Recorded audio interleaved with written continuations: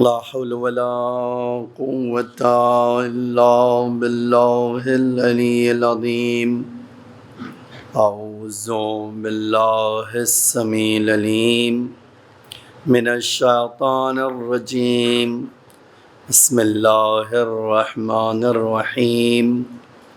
الحمد لله الذي لا يبلغ مدحته القائلون ولا يحصي نعماءه العادون ولا يودي حقه المجتهدون الذي ليس لصفته حد محدود ولا نعت موجود ولا أجل ممدود. فطر الخلائق بقدرته ونشر الرياح برحمته ووتد بالصخور ميدان أرضه. ثم الصلاة والسلام والتحية والإكرام على بشير النذير والسراج المنير حبيب إله العالمين أبي القاسم المصطفى محمد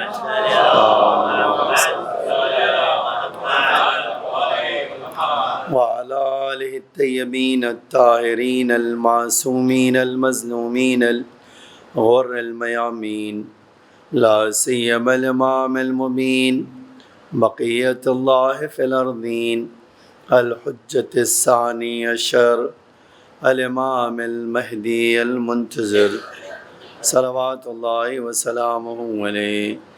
أما بعد، فقد قال الله تعالى في محكم كتابه المجيد وفرقانه الحميد وقوله الحق. بسم الله الرحمن الرحيم. الذين يتبعون الرسول النبي الأمي الذي يجدونه مكتوبا عندهم في التوراة والإنجيل يأمرهم بالمعروف وينهاهم عن المنكر ويحل لهم الطيبات ويحرم عليهم الخبائث ويضع عنهم إصرهم والأغلال التي كانت عليهم.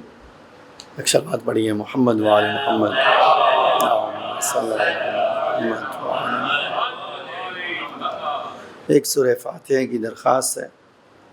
مرحوم محمد ظفر ابن یاسین ویرانی اور ویرانی فیملی، پنجوانی فیملی، مرچنٹ فیملی اور کرجت والا فیملی کی روح کو اصال فرما.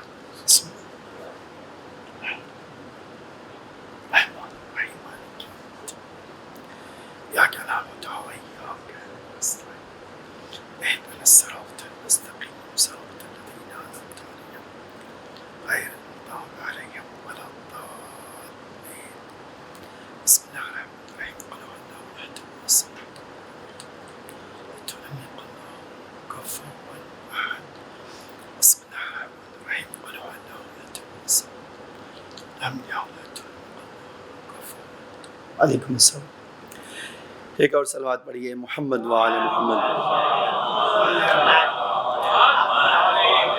سورہ اعراف میں اللہ تعالیٰ ارشاد فرماتا ہے، وہ لوگ جو لوگ میرے رسول کی اتباع کرتے ہیں، وہ رسول جو نبی بھی ہے اور علم الہی لے کر آیا، جس کا ذکر قرآن میں بھی ہے اور انجیل میں بھی ہے. اس کی پہچان یہ ہے کہ وہ اچھائیوں کا حکم دیتا ہے اور برائیوں سے روکتا ہے، اور اچھی چیزوں کو، طیب چیزوں کو حلال قرار دیتا ہے اور خبیث اور خراب چیزوں کو حرام قرار دیتا ہے، اور انسانوں کے وجود پر جو بوجھ ہے اس کو ہلکا کرتا ہے اور انسانوں کے پیروں میں پڑی ہوئی زنجیروں کو کھول دیتا ہے. فالذین آمنوا بہ، پس وہ لوگ جو اس پر ایمان لائے، وَعَزَّرُوهُ وَنَصَرُوهُ، اور جو اس کا احترام کیا اور جنہوں نے اس کی نصرت کی. اس کے بعد وَاتَّبَعُوا النُّورَ الَّذِي أُنزِلَ مَعَهُ، اور اس نور کی اتباع کیا جو اس کے ذریعے اس کے ساتھ نازل ہوا تھا. اولئک هم المفلحون، یہی لوگ کامیاب لوگ ہیں، یہی لوگ کامران لوگ ہیں. عزیزان گرامی، آج بحث اپنی شروع کرنا چاہتا ہوں، اور آدھے گھنٹے کا موقع ہے تو اس میں کل کی بات انشاءاللہ کل کروں گا. آج چونکہ 8ویں مجلس ہے اور ہمارے وہاں ایک خاص مناسبت سے یہ مجلس ہوتی ہے، تو ہماری کوشش ہوگی کہ یہی موضوع ہم اس طرف لے کر جائیں. تو وہ چیز کیا ہے؟ آپ جانتے ہیں کہ پورا دین اگر ایک چیز میں خلاصہ کرنا چاہیں، جتنے بھی اس کے احکام آئے ہیں ان سب میں ایک چیز کامن ہے. میں نے کہا کہ آپ اگر سمیٹ کے پورے دین کو ایک لفظ میں بیان کرنا چاہیں تو وہ یہ کہا جا سکتا ہے کہ دین تمہیں اپنے وجود کو کنٹرول کرنا سکھاتا ہے. آپ کا پورا دین آپ کے اندر وہ طاقت پیدا کرتا ہے کہ آپ جہاں چاہیں رک سکیں اور جہاں چاہیں جب دین چاہے تو آگے بڑھ سکیں. پورے مہینے روزہ اللہ رکھواتا ہے، اس لیے نہیں کہ اس کے خزانے میں کھانے کی کمی ہو گئی ہے، آپ وہ ایک اسکیم لایا ہے کہ 1 مہینے بچا لے گا. اس کو اس کے خزانے میں کوئی چیز کبھی کم نہیں ہوتی. تو پورے دن بھوکا رکھنے کا مطلب کیا ہے؟ اللہ کہتا ہے میں ان کو یہ بھوکا رکھ کے کنٹرول سکھا رہا ہوں. ٹھیک ہے، اسی کا ایک دوسرا نام کیا ہے؟ بندہ بننا، عبد بننا. آپ عبد کس کو کہتے ہیں؟ اب دیکھیے، یہاں سے چاہتا ہوں میں آپ اس بات پہ غور کریں. ہمارے مولا، ہمارے آقا علی علیہ السلام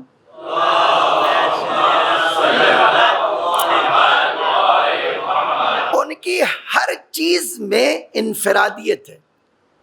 تھوڑا یہ مشکل لفظ ہے تو میں اس کو، انفرادیت کا مطلب کیا ہے؟ وہ کامن نہیں ہے.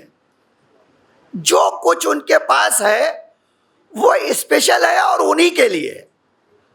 اب ایک مثال ہے، کعبے میں پیدا ہونا انہی کے لیے ہے. ٹھیک ہے، اسی طرح انہی کے لیے ہے فصاحت اور بلاغت، انہی کے لیے ہے شجاعت، انہی کے لیے ہے انصاف. تو جتنی خصوصیت ہیں وہ، اچھا آپ واقعی کبھی سوچئے کہ جو کمال ہے مولا میں ہمارے، ہر ایک کا کوئی جواب نہیں ہے، کوئی ایک اس کا جواب نہیں ہے. اچھا اب اگر کسی چیز کا ایسا مثلا امتیاز ہو، ایسی خصوصیت ہو کہ وہ انہی سے مخصوص ہو. اب ایک میں چاہتا ہوں 2-3 باتیں آپ کے سامنے عرض کر کے جلدی آؤ اس بات کی طرف کہ ایک ایسا امتیاز جو ہمارے مولا ہی سے مخصوص ہے. مثلا آج مولا ہمارے فخر کرنا چاہیں تو ہر چیز ان کے لیے قابل فخر ہے. اگر وہ کہہ دیں کہ میں اس کا بیٹا ہوں جو سردار قریش ہے، کوئی جواب نہیں لا سکتا ہے. اگر وہ کہہ دیں کہ میں زہرا کا شوہر ہوں، اگر وہ کہہ دیں جوانان جنت کا سردار ہوں، ہے نا، تو جو چیز کہہ دیں وہ ان کے لیے ہی مخصوص ہے.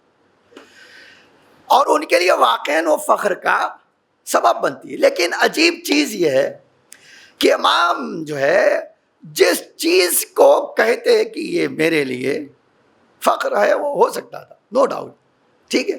اسی لیے ہم ایک جملہ کہتے ہیں، آپ مجلسی مجمع ہے اس لیے یہ جملہ کہہ دیتا ہوں، دنیا کی ہر چیز علی پر فخر کرتی ہے اور علی اللہ کی بندگی پر فخر کرتے ہیں. ایک صلوات پڑھیے محمد وآل محمد.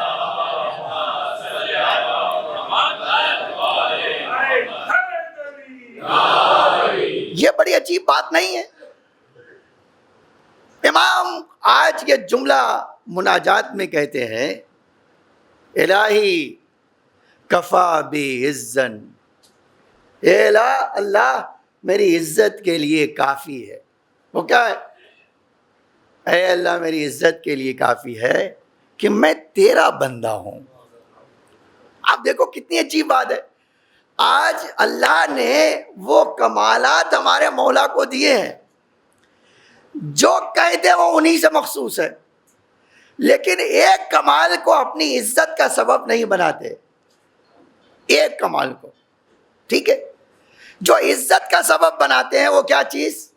اے اللہ تو میرا رب اور میں تیرا بندہ. اس کا مطلب یہ کہ بندگی آپ کے لیے ذلت کا سبب نہیں ہے. آج یہ ہمارے جوانوں سے کہنا چاہتا ہوں، ایک صلوات پڑھیے محمد وآل محمد.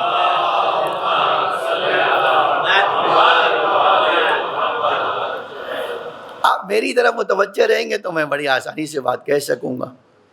اب آنا جانا تو لگا ہی رہے گا. تو یہ جو چیز ہے کہ امام فخر کر رہے ہیں کس بات کے لیے؟ اللہ کا بندہ ہوں میں آپ ان جوانوں سے کہنا چاہتا ہوں، دیکھو امام کی ہر چیز تمہارے لیے عزت کا سبب ہے. ہر چیز. تم کہیں بھی کھڑے ہو جاؤ، کسی کے سامنے کھڑے ہو جاؤ، کسی کے مقابل میں کھڑے ہو جاؤ اور کہہ دو میں اس کا بندہ ہوں جس کا رب ایسا ہے، یہ فخر کرنے کے لائق ہے. کیوں؟ اس لیے کہ جب علی فخر کر رہے ہوں تو ہماری کیا حیثیت ہے نا. تو بندگی ایک ایسی چیز ہے. اب یہیں سے ایک چیز کی طرف آپ کو متوجہ کرنا چاہتا ہوں. 1,24,000 انبیاء میں سے کتنے کا ذکر قرآن میں ہوا؟ اب یہ بھی تو آپ کی معلومات، یہ نہیں پوچھوں گا کہ کتنے، میں نہیں پوچھوں گا، لیکن آپ کو میں پوچھوں یا نہ پوچھوں، یہ سوال خود جو ہے آپ کے اندر ایک جواب پیدا کرتا ہے. اگر جواب پیدا کرتا ہے تو آپ کا سینہ تن جاتا ہے. مجھے پتا ہے، اور اگر نہیں پتا ہو کیسا مسلمان ہوں قرآن میں ذکر ہو اور مجھے ہی خبر نہ ہو، یہ بھی احساس ہوتا ہی ہے نا. تو اب اگر قرآن سے پوچھے کہ اے اللہ تو نے اس قرآن میں 1,24,000 نبیوں کا تو نے تعداد تو بتائی، لیکن کتنے کا ذکر کیا؟ کتنے کا؟ تو جواب کیا ہے؟ بعض لوگ کہتے ہیں بھائی 24 کا، کچھ پوری تاریخ میں اگر دیکھیں تو 35 کا، قرآن میں 24. ٹھیک ہے. اب سوال، اے اللہ 24 ہی کیوں؟ تو بھی نجات پرستی کا قائل ہے؟ ایک اچھا لگتا ہے تو اس کا ذکر قرآن میں، نہیں اچھا لگا چلو آؤٹ، باہر، تمہارا ذکر نہیں ہوگا. نہیں عزیزان گرامی، خدا بندہ، یہ قرآن کوئی حادثاتی کتاب تھوڑی ہے، یہ قرآن کوئی جو اسٹوری تھوڑی ہے، یہ کوئی قرآن تو ایسی چیز ہے ہی نہیں. تو پھر اللہ نے 24 کا ہی ذکر کیوں کیا؟ ہمارے واعظ علماء کہتے تھے کہ اس کی وجہ یہ ہے کہ جن کا ذکر آل محمد کے ذکر سے جڑتا تھا اس کا ذکر اللہ نے کیا.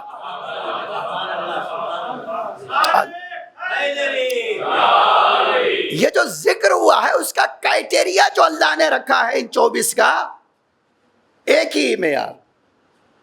یہ واقعہ کہیں نہ کہیں اہل بیت کی فضیلت کو بتانے کے لیے ہے. اب ایک چیز سن لیجئے، اور آپ غور کیجیے اس پہ، جناب مریم ایک کنواری ماں، کتنا بڑا عیب ہے. آپ اگر اس کو عیب کو جاننا چاہیں نا تو آپ قرآن ہی سے پوچھ لیجیے. آپ واقعاً آپ اس سے اندازہ لگا سکتے ہیں کہ جناب مریم کی گھبراہٹ، بے چینی جو ہے ان کے اندر، شرم کے علاوہ غیرت اور یہ ساری چیزیں اکٹھا ہو کر کہتی تھی جیسے ہی اللہ نے کہا کہ مریم ایک بیٹا دینا چاہتا ہوں، گھبرا کے کہا میں. دیکھیے یہ میں جو ہے نا پوری عصمت کو سوال میں لے آیا، پوری عصمت کھڑی ہو گئی سامنے. میں؟ فرمایا ہاں تم مریم تم. اچھا اب دیکھیے کوئی ایک مریم بچے کو لو اور جاؤ قوم کے پاس. جانتے کیا کہا؟ یہ قرآن کا لفظ ہے، یا لیتنی مت قبل ھذا. اے اللہ یہ اپنی قوم کا سامنا کرنے سے پہلے اس بچے کے ساتھ اے کاش مر گئی ہوتی. ان کی نظریں ذلت بھری برداشت کرنے کی طاقت مجھے چھین لیتی. اللہ نے کہا گھبراؤ نہیں مریم، جس کے ساتھ خدا ہوتا ہے اس کو کوئی ذلیل نہیں کر سکتا ہے. تمہیں عزت ملے گی، تمہارے دشمنوں کو ذلت ملے گی. یہی کہنا چاہتا ہوں اپنے جوانوں سے، خدا کے لیے کھڑے ہوگے عزت ملے گی، اور دنیا کے لیے کھڑے ہوگے تو ذلت ملے گی. یہ تمہیں طے کرنا ہے کہ میرا راستہ عزت کا ہوگا یا میرا راستہ ذلت کا ہوگا. اب آپ دیکھیے، کہا مریم گھبراؤ نہیں، میں نے اگر تمہاری عزت کے لیے بچہ دیا ہے اور تمہیں شرم آ رہی ہے تو میں ہی تمہیں وہ عزت دلاؤں گا اسی بچے کے ذریعے سے. اے مریم میں تمہیں دلاؤں گا، آؤ جاؤ تم. اللہ لے کے جاؤں تو کہوں کیا؟ کہا تمہیں کچھ نہیں کہنا، خالی کہنا میں روزہ ہوں، لن نکلم اليوم انسیا، میں کسی انسان سے بات نہیں کروں گی، روزہ ہے میرا، میں انسان سے بات کر کے اپنا روزہ نہیں توڑوں گی. اچھا اب اللہ نے کہہ دیا تمہیں خالی کہنا ہے میں روزے سے ہوں، جتنا سوال کرنا ہے یہ بچے سے پوچھو، جتنا سوال کرنا ہے تمہیں، جتنا اعتراض کرنا ہے اس بچے سے پوچھ لو.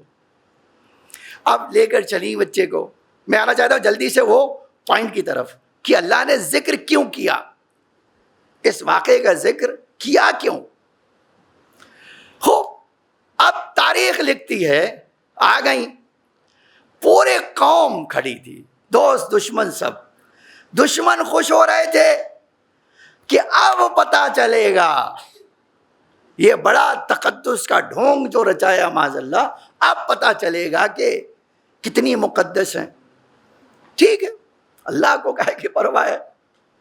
اب بچہ لے کر آ گئی بیت المقدس میں. جتنے قوم کے بڑے لوگ تھے، قرآن کہتا جتنے بڑے لوگ تھے نا وہ کیا کہتے تھے؟ یا مریم انڈا لکے ہاذا، اے مریم یہ کہاں سے لائی ہو؟ اس کے بعد خود ہی جواب دے دے، ما کانا ابوک امرأ سوء، اے ابراہیم اے مریم تمہارا باپ برا انسان نہیں تھا. آپ کبھی سوچئے بات بچے کی ہو حرف آتی ہے باپ پر. یہ بھی آپ جانیے کہ ایک آپ کام کریں گے سوال آپ کے باپ کی طرف اٹھے گا، اور عزت بھی ذلت بھی. اچھا کام کریں فلاں کا بیٹا کرتا ہے، اور اگر خراب کیا تو بھی.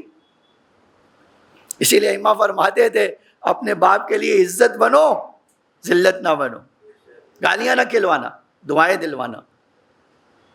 ٹھیک ہے عزیزان گرامی، اب جیسے ہی پہنچی، یہ کیا ہے؟ تمہاری اماں بھی خراب نہیں تھی، تمہارا باپ بھی خراب نہیں تھا، کیا ہو گیا آپ کو؟ فاشارت الیہ، اشارہ کیا ان کی طرف. ٹھیک ہے اب جب ان کی طرف اشارہ کیا تو قوم میں اختلاف ہو گیا.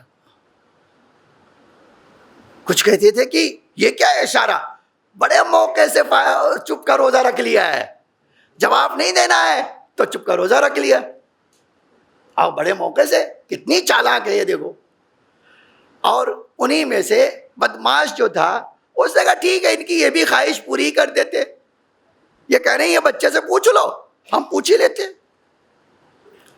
پھر قرآن کیا کہتا ہے؟ قرآن کہتا ہے کہ انہوں نے کہا کیف نکلم من کان فی المہد صبیا, ہم کیسے بات کریں, یہ تو آپ کے آغوش میں ایک بچہ ہے. اس کا مطلب کیا ہے؟ انہیں بھی پتا تھا بچہ بات نہیں کرتا ہے نا, بچہ بات نہیں کرتا. لیکن جیسے ہی کہا بچہ بات نہیں, ہم کیسے بچے سے بات کریں. ان کو ہنر نہیں آتا, بچہ شاید بات کر سکتا ہے. آج میں نے ایک جگہ دیکھا مولا کہتے تھے ہمارا جو یہ جو چاہنے والا ہوتا ہے نا وہ پہلے دن سے بات کر سکتا ہے, لیکن کس سے بات کرتا ہے؟ اپنے ہم جولیوں سے خالی. وہی سمجھے گا وہی انہی کو بتائے گا. اب مجھے وقت نہیں ہے, نہیں تو سناتا تھا میں, بڑا عجیب اس کے پیچھے ایک راز ہے جو امام نے خود بتایا. اب یہاں نہیں, میں جلدی جانا چاہتا ہوں اس طرف. تو اب جو ہے جیسے ہی کہا ہم کیسے بات کریں, فوراً آواز دیا انی عبداللہ آتانی الکتاب وجعلنی نبیا, میں اللہ کا بندہ ہوں, میں نبی بن کر آیا ہوں اور کتاب خدا بھی لایا ہوں. کہتے اس 3 جملے میں اتنی طاقت تھی کہ عذاب الہی بن کر ان پر ٹوٹا. ٹھیک ہے, اے اللہ اس کا ذکر کیوں کیا؟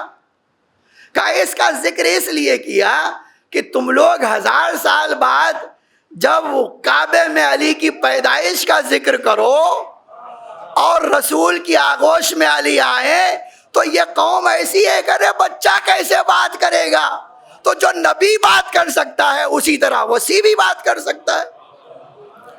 ایک صلوات پڑھیے محمد وآل محمد.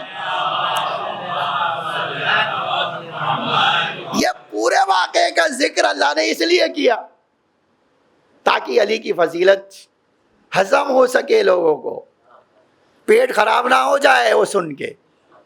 تو اب میں آنا چاہتا ہوں, دیکھیے خدا بند عالم نے مولا کو ہر خصوصیت عطا کی, لیکن آپ دیکھیے مولا دنیا کی کوئی چیز کبھی مانگتے ہوئے نظر نہیں آئے. اگر مانگا ہے تو ایک بیٹا مانگا ہے, وہ بھی حسین کے لیے. آج آپ دیکھو یہ چیز عجیب نہیں ہے, مانگا بھی دنیا کی کوئی چیز تو کیا مانگا؟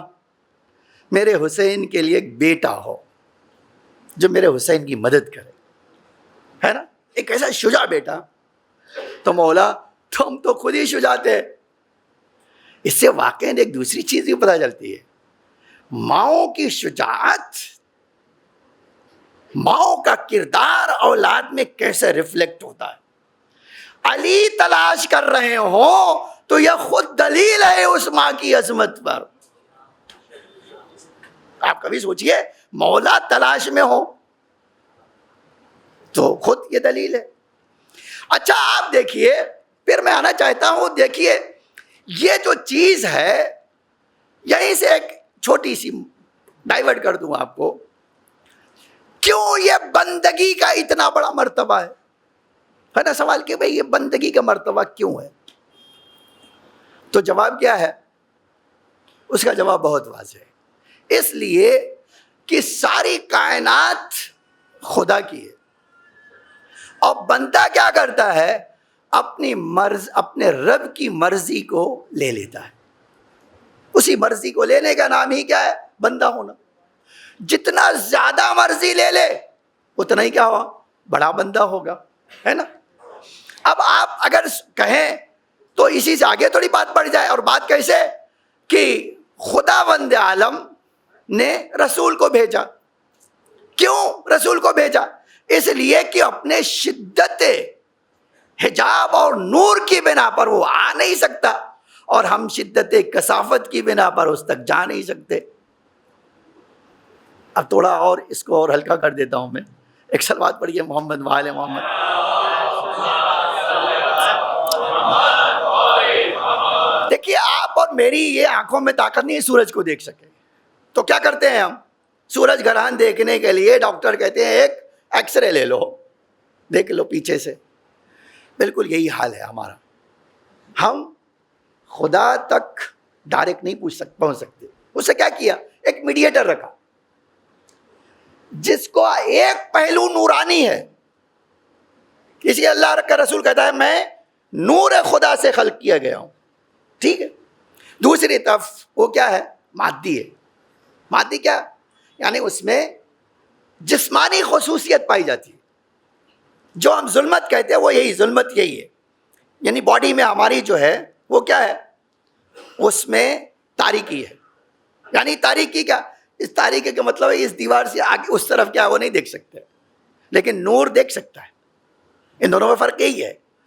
تو پیغمبر کا ایک جنبہ نورانی اور دوسرا کیا ہے؟ ظلمانی، ٹھیک ہے۔ لیکن وہ ہماری طرح ظلمانی نہیں ہے، یہ بھی یاد رکھیے کہ اس لیے کہ وہ طینت اعلی علیین سے پیدا کیے گئے ہیں، تو ان کی طینت میں بھی نورانیت پائی جاتی ہے۔ تو پیغمبر کا ایک جنبہ اللہ کی طرف سے جڑا ہوا ہے، دوسرا انسانی پہ کر آپ کہہ سکتے ہیں وہ اس سے اٹیچ بندوں سے ہو سکتے ہیں۔ تو اللہ نے کہا کہ بھئی میری مرضی جاننا چاہتے ہو تو میرے رسول کو فالو کر لو۔ اب اگر کوئی آدمی اللہ کا بندہ ہے تو اللہ کی بندگی اللہ کی رضایت سے ہوگی، اللہ کی مرضی لینے سے، اللہ کو خوش کرنے سے ہوگی۔ اللہ نے کیا کیا؟ ایک میڈیٹر بھیج دیا کہ اگر میری مرضی جاننا چاہتے ہو کہ میں راضی ہوں نہیں تو میرے رسول کو دیکھ لو، اگر یہ راضی میں راضی۔ تو اب اللہ کی بندگی ریفلیکٹ کس میں ہوگی؟ رسالت میں۔ آپ جتنا رسالت کو فالو کریں گے وہ اتنا کیا ہوگا؟ اتنا بندگی آپ کے اندر ہوگی۔ رسول اللہ نے کیا کیا؟ ایک حدیث ارشاد فرمائی اور غدیر میں اعلان کیا، حدیث ثقلین ارشاد فرمائی میرے بعد اگر تم اللہ کی مرضی جاننا چاہتے ہو تو قرآن اور اہل بیت، اور اس کی پہلی کڑی کا نام علی۔ اب الفاظ جلدی سے بتا دوں، آگے جلدی آ جاؤں، کہ اب اگر کوئی پیغمبر کے بعد اللہ کا بندہ بننا چاہتا ہے تو کیا کرے؟ علی علیہ السلام کا بندہ بن جائے، علی کی غلامی قبول کر لے۔ جتنا غلامی قبول کرے گا اتنی بندگی بڑھتی جائے گی، ٹھیک ہے۔ مولا کے بعد کیا؟ مولا کے بعد کیا؟ امام حسن آئے۔ امام حسن کے بعد کیا؟ امام حسین آئے۔ بس عزیزان گرامی یہاں تک لانا تھا۔ اب آپ دیکھیے باب الحوائج کو، جن کو اللہ سے مولا نے مانگا تھا، کس لیے؟ کربلا کے لیے۔ تو آپ تو دیکھیے بہت ایک بڑی عجیب سی بات نہیں لگتی آپ کو اور مجھے کہ بھائی جس کو مانگا تھا کربلا کے لیے، جب کربلا میں آئے کہا تمہیں لڑنا نہیں ہے؟ عجیب نہیں ہے یہ بات؟ جس کو مانگا ہے کربلا کے لیے اس کو ہی اجازت نہیں ملے گی لڑنے کے لیے، تو مانگا کیوں؟ عجب جملہ ہے۔ دیکھیے یہ ہے کہ اللہ اور اللہ کا رسول اور امام بتانا چاہتے تھے شجاعت فضیلت تو ہو سکتی ہے، اس سے بڑی فضیلت ہے اپنے مولا کا بندہ بن جانا۔ کربلا میں امام چاہتے تھے میرے بھائی کی شجاعت سامنے نہ آئے، میرے بھائی کی بندگی سامنے آئے۔ اس بندگی کا نتیجہ کیا ہوگا؟ مجھے جلدی سے یہ سنایا تھا، یہ بندگی کا نتیجہ کیا ہوگا؟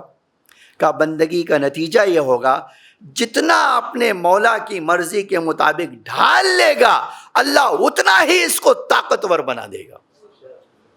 عزیزان گرامی میرے بچوں اس بات کو جان لو، آج آقا ابو الفضل عباس کی اتنی حیثیت جو ہے نا، اس کے پیچھے ایک بڑا راز کیا ہے؟ کربلا میں حسین کے بعد جو سب سے بڑا مرتبہ آقا ابو الفضل عباس کا ہے، اس کے پیچھے ایک ہی راز ہے۔ وہ کیا ہے؟ آپ کبھی سوچئے گا یہ جملہ کہ تاریخ میں ایسا نہیں کہ باب الحوائج کربلا میں جنگ کرنے کے لیے نہیں گئے، لیکن گئے کیسے؟ جنگ بھی کیسے کی جانتے ہیں آپ؟ کہا بھیا وہ دیکھو ہمارا ایک چائنے والا دشمن گھر گیا ہے، ان دشمنوں کو مار کے بھگا دو اور اس کا راستہ کھول دو۔ آقا گئے، اور سیکنڈوں میں ان کو بھگا دیا، اس کا راستہ کھولے، واپس آ گئے. اتنا ہی کام تھا تو اب اتنا کام ہو گیا واپس. عجب ہے یہ. آپ دیکھو خیمے سے قریب آئے، بھیا ان کو دور بھگا دو، گئے ایک حملہ کیا، آ جاؤ. آپ دیکھو عجب ہے، پورے کربلا میں کئی بار آقا نے کہا جاؤ بھیا ان کو بھگاؤ. بس اچھا اس کا نظارہ آپ دیکھنا ہو تو 26 ہجری میں پیدا ہوئے اور 40 ہجری تک امام زندہ تھے، امام علی علیہ السلام. تو اگر آپ اس زمانے میں جب صفین ہوئی تو 13 یا 14 سال کے تھے.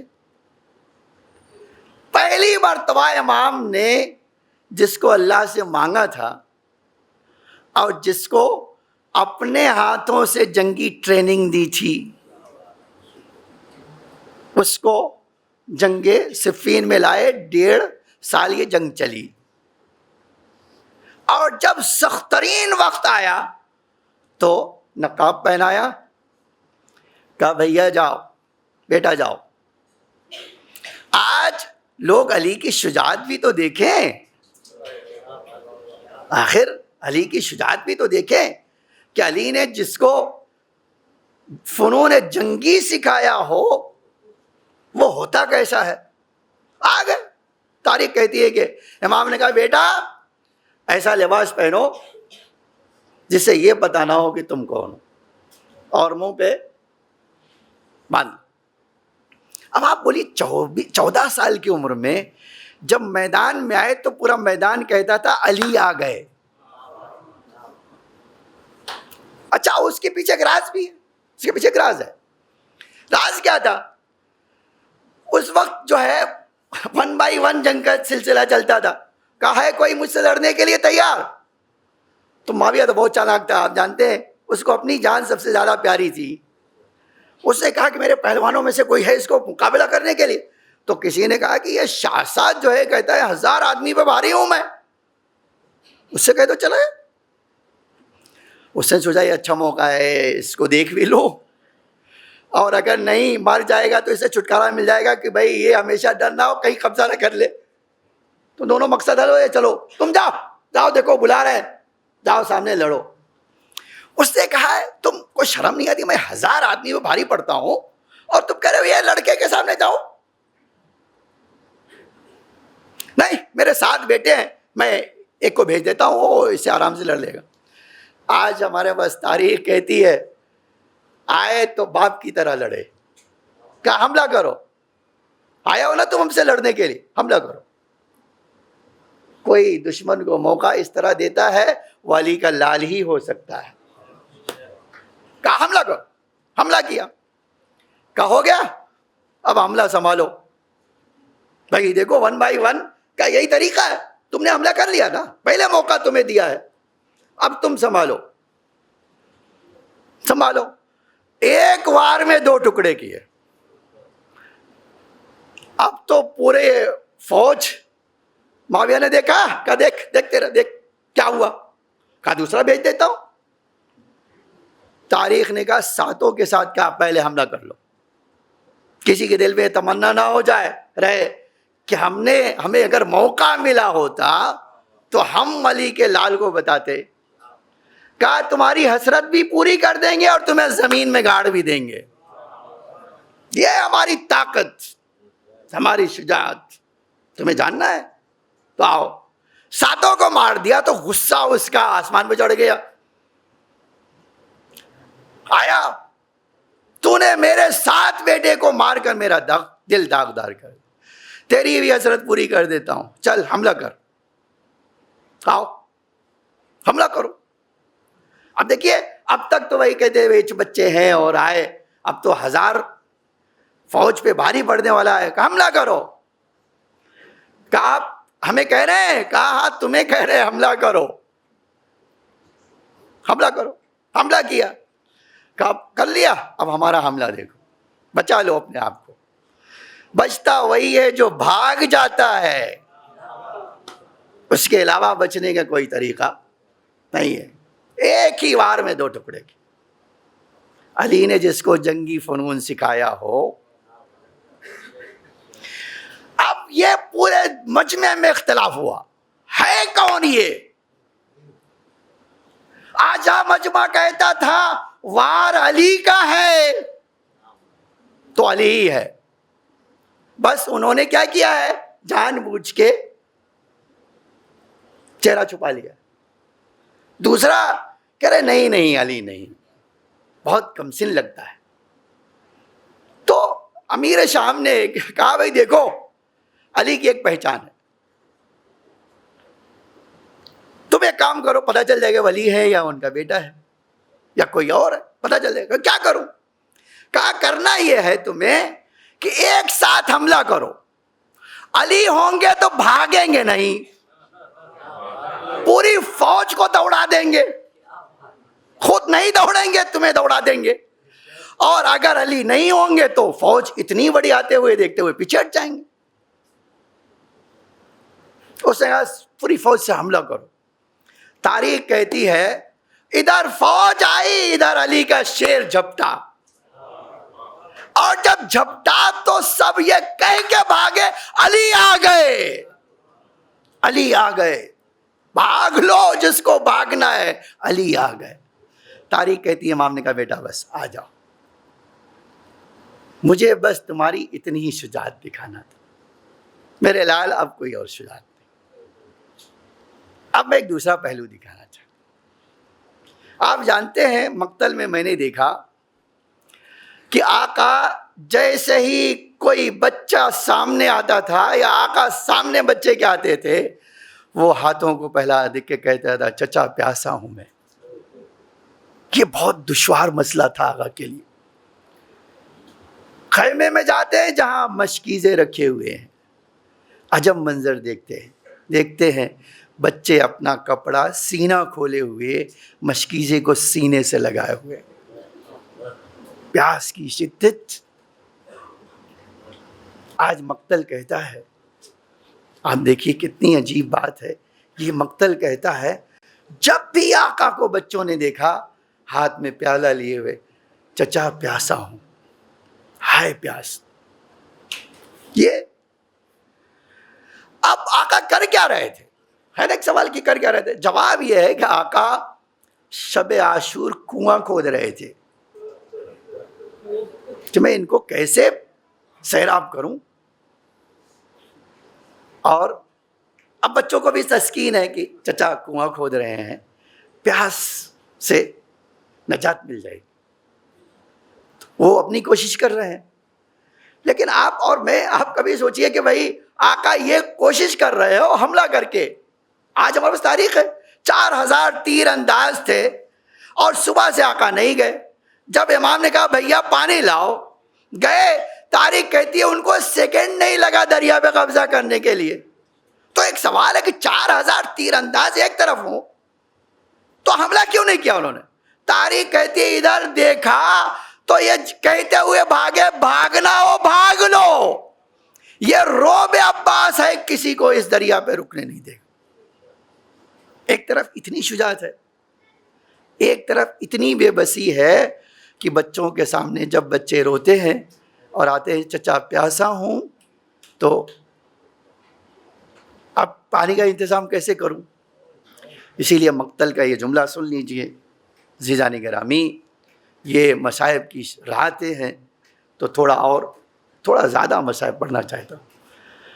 تاریخ کہتی ہے کہ یہ شاید منظر اتنا دردناک تھا کہ بار بار آتے تھے, کہتے تھے بھیا مجھے مرنے کی اجازت دو, بھائی مجھے مرنے کی اجازت دو. اور امام ہر وقت یہ کہتے تھے, بار بار کہتے تھے بھیا تم میرے لشکر کے علمدار ہو, میرے لشکر کے کمانڈر ہو تم, میں تمہیں کیسے مرنے کی اجازت دے سکتا ہوں؟ نہیں بھائی, اگر یہ کمانڈر چلا گیا تو لشکر بکھر جاتا ہے, اس کی آس ٹوٹ جاتی ہے. نہیں بھائی.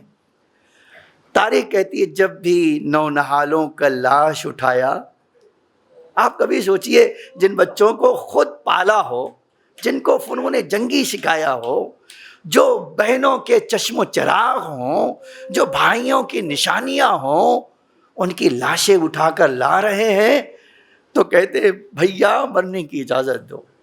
عجب جملہ ہے، میں یہاں آنا چاہتا ہوں۔ ایک مرحلے پہ آقا نے فرمایا بھیا یہ دل میں اب یہ سینے میں دل تنگی محسوس کر رہا ہے بھائی، اب مجھ سے صبر نہیں ہو رہا ہے۔ کہا بھیا اگر تم چلے گئے تو میرے لشکر کا کیا ہوگا؟ سر جھکا کر عجب جملہ فرمایا بھیا وہ لشکر کہاں ہے جس کا میں علمدار ہوں؟ بھائی اب تو کوئی نہیں ہے۔ ارباب اعضا یہ منظر تھا تو ایک بار پھر سے کہا بھیا وہ کہاں ہے لشکر؟ کہا اچھا بھائی اگر جانا چاہتے ہو، اگر تم نے ارادہ کر لیا ہے جنگ میں مقتل میں جانے کا، تو پہلے جاؤ ان بچوں کے لیے پانی کا انتظام کر دو۔ بھائی تلوار نہ لے جانا، بھائی تم لڑنے کے لیے نہیں جا رہے ہو، ان بچوں کے لیے پانی لینے جا رہے ہو۔ ارباب اعضا یہ کیسا دردناک مرحلہ تھا، آپ اندازہ کیجئے۔ مشق سکینہ خیمے میں گئے، بی بی سامنے مل گئیں، پوچھا چچا پیاسی ہوں، کہا میرے لال مشکیزہ لا دے، تیرا چچا پانی کے لیے انتظام کرنا چاہتا ہے۔ ارباب اعضا میں نے ایک مقتل میں یہ جملہ بھی دیکھا کہ آقا جب مشق سکینہ لیا تو بی بی کو گود میں اٹھا لیا، ہاتھوں کو آسمان کی طرف بلند کیا، اے اللہ اب میں پانی لینے جا رہا ہوں، یہ پانی ان بچوں تک پہنچا دے، میرے بابو تم میری مدد فرما کہ میں ان بچوں کو پانی پہنچا دوں۔ ارباب اعضا ایک بار یہ کہہ کے باہر نکلے، بی بی کو گود میں لیے ہوئے تھے، کہا بھیا جا ہی رہے ہو تو بہن کو سلام کر کے جاؤ، بہن سے کہہ کے جاؤ میں مقتل میں جا رہا ہوں پانی کے لیے۔ شاید مولا سمجھانا چاہتے تھے بھیا پانی تو بہانا ہے، اے بھائی میں تمہیں جنگ کرنے کی اجازت نہیں دے رہا ہوں، اس لیے کہ لوگوں کو پتا چلے کہ تم امام وقت کے کتنے پابند ہو۔ لو ارباب اعضا شہزادی کے سامنے آئے، سر جھکا کر کھڑے ہو گئے۔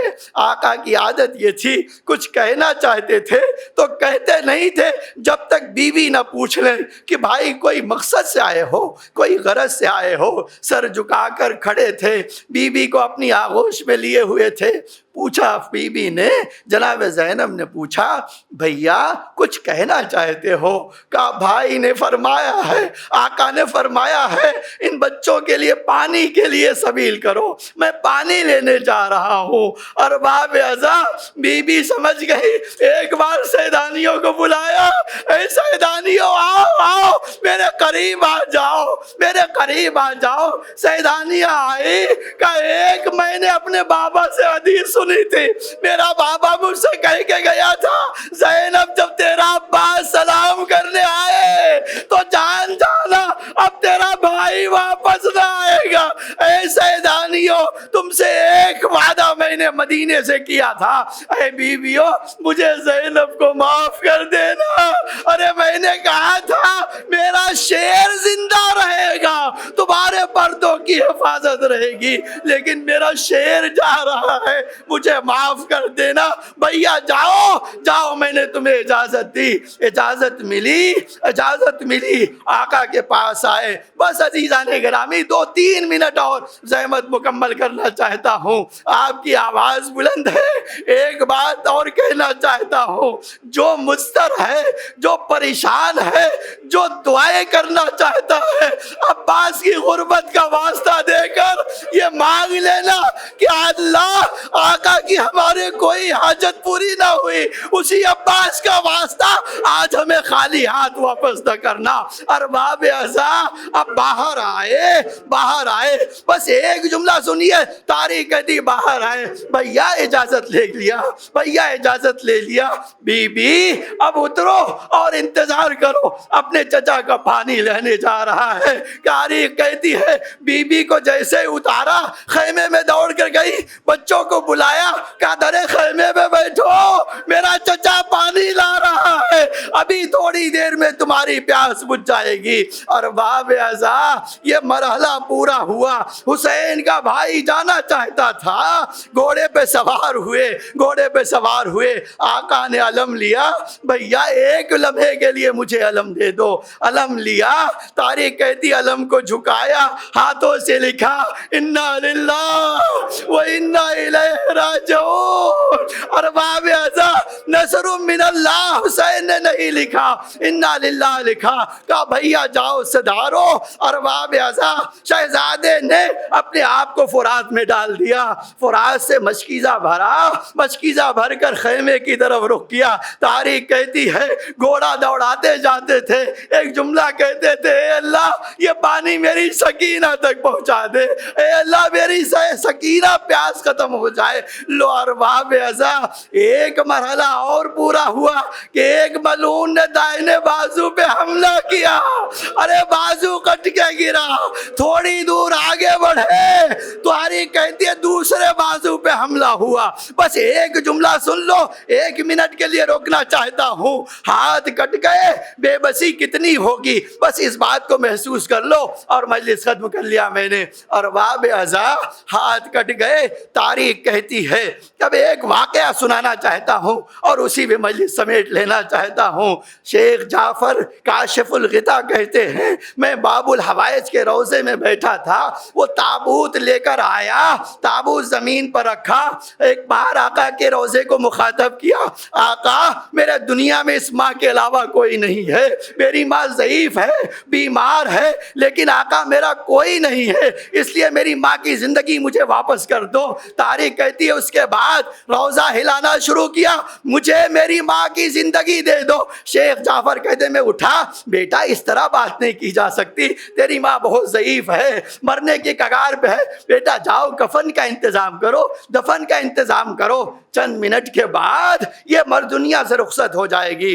یہ جملہ سنا، ایک بار اس بچے نے روضے کو دیکھا، کہا عباس اب میں تمہاری شکایت نجف کرنے جا رہا ہوں، یا میری ماں کو شفا دے دو، یا میری ماں کو شفا دے دو، ورنہ میں جا کر نجف تمہارے بابا سے شکایت کروں گا۔